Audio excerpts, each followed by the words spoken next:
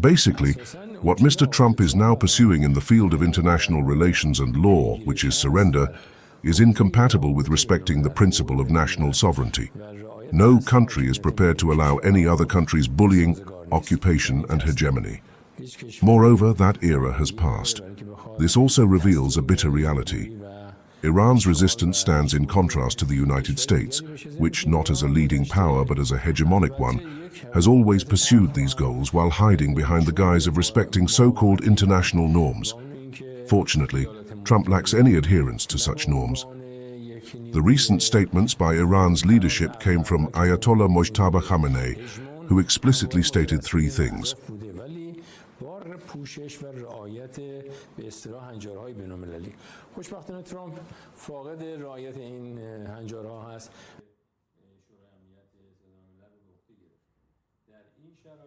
First, we do not accept a unilateral ceasefire. Second, this is a condition of war. Third, under current wartime conditions, we certainly raise our demands, which can be presented through negotiations. We have made our demands and expectations clear, and they are incompatible with American dominance and so-called American arrogance. Therefore, they are rejected.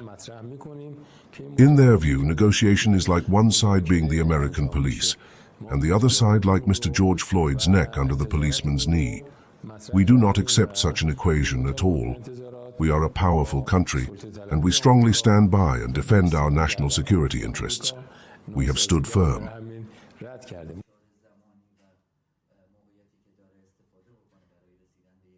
And now we are waiting to receive both compensation and acceptance of responsibility for the attack on Iran in these potential negotiations.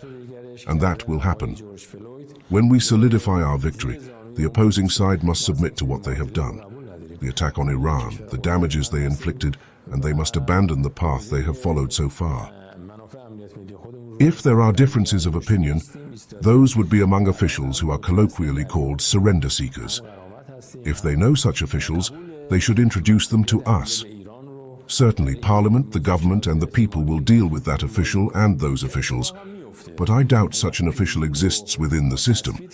If there are people outside the system seeking Iran's surrender to American demands, that is another matter. Whoever controls the Strait of Hormuz is clearly the victor in this arena. If necessary, we can also influence Bab el-Mandeb.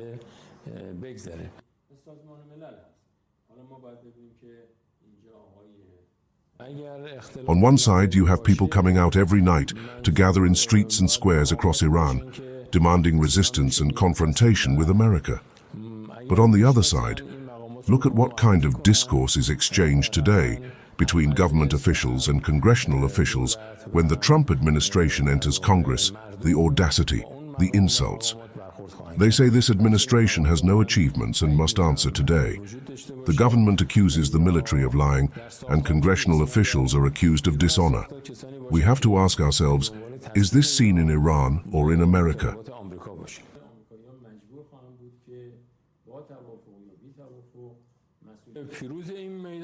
Regarding the ships they are seizing, there are perhaps one or two ships that are thousands of miles away from the Strait of Hormuz.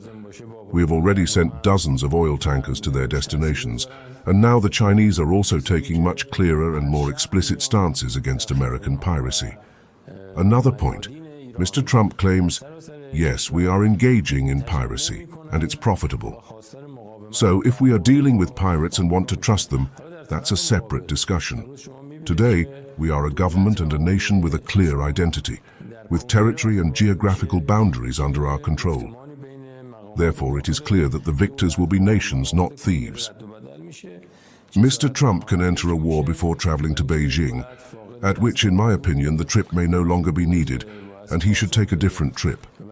And if not, then he must meet with Mr. Xi Jinping at a point to determine whether they want to continue the law of the jungle. China today has taken over the rotating presidency of the UN Security Council.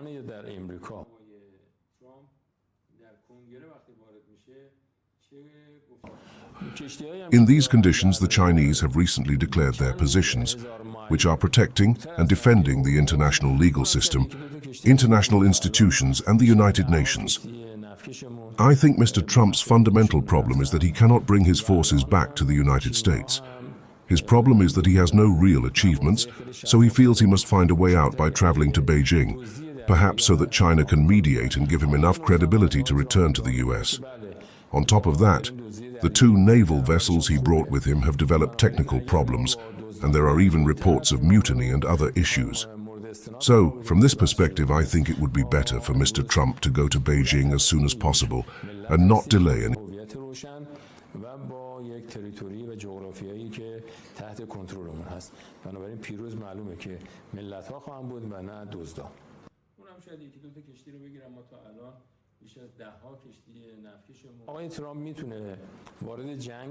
Longer. He seems to be waiting for some kind of 15-day window of opportunity, but even those 15 days would be wasted. Either he returns to the United States or he goes quickly to Beijing to see what can be done.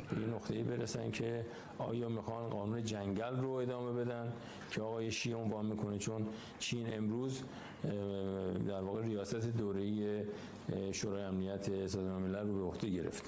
در این شرایط چینی که مواضعش رو صریحاً هم اخیراً اعلام کرده و اون صیانت و دفاع از نظام حقوقی بین‌الملل، نهادهای بین‌المللی و سازمان ملل هست.